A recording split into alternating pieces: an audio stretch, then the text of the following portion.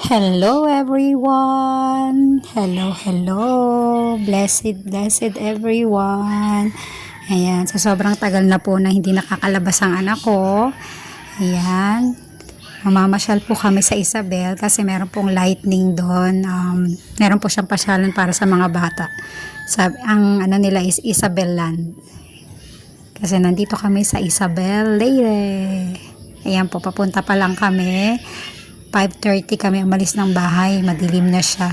Ayan. Madilim po, medyo an hour po ang biyahe namin mula sa bahay hanggang papunta ng bayan, Isabel. Ayan, nag-tricycle lang po kami. Thank God, nagkasya po kami kasama ang tatlo kong pamangkin at ang sister-in-law ko. Dahil nga po pupunta sila ng Cebu, di namin sila makasama sa Pasko at New Year. So, mamamasyal na lang kami. Ayan, nakarating na kami sa Isabel. Siya, ang lightning nila.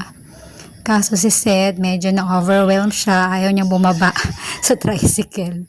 So, sumisilip lang siya. Kinukulit siya ng mga pinsan niya para bumaba, pero hindi talaga. Ayan, lumipat kami ng pwestong mapagpaparkingan. Kasi ayaw bumaba ni Cedric.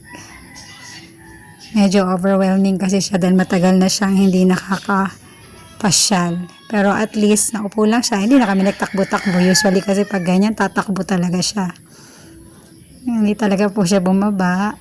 Hindi siya nakayakap.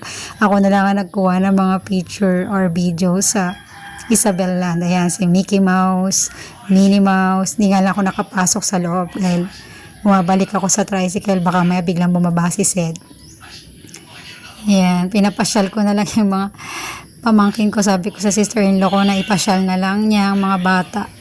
Kaso medyo hindi rin sila makapasyal kaya ang iniisip si Kuya Sed daw nila.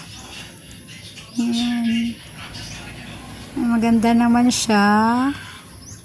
Ayan, nag-enjoy naman ang mga bata. Para si Sed, mukha naman siya nag-enjoy. Ayan, ayaw talaga niyang bumaba. So, umikot ulit kami doon sa malapit sa tawag dito, malapit sa dagat. Kasi meron din yata doong pasyalan din.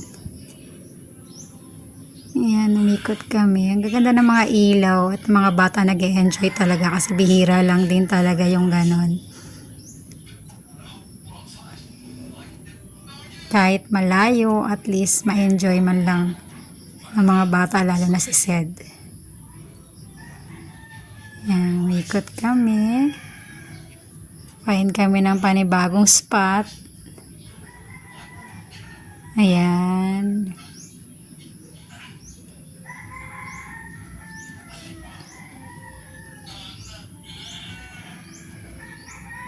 Ang dami nga din kasi namasyal kasi Saturday night ito eh. Saturday night. Madaming tao din.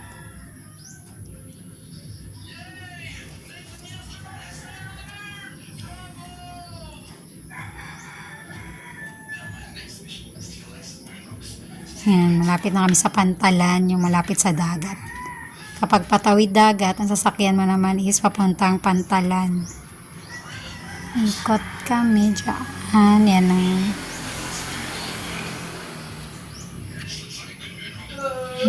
it's Isabel. Ayan ang Isabel na lugar.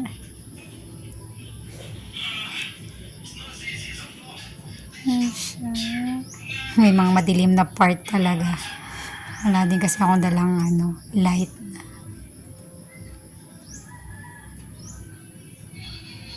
Mga 7 na yata yan ng gabi. Ayan.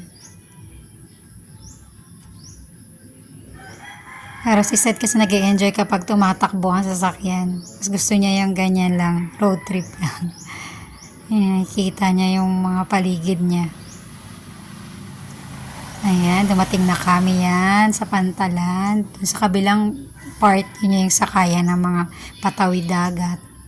Ayan, dito naman pala ay food park. Pero may lightning din, ayan. May park, siya kasi dyan. Pwedeng kumain, magpaluto. Ayan naman pala dyan. Food park naman siya. Pero hanggang dito, ayaw pa rin niya bumaba. Mga food park naman siya.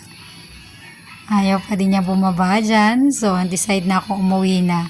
And then, syempre hindi pwedeng mawala ito. 2 years ko tong na-miss. Ang puto bongbong.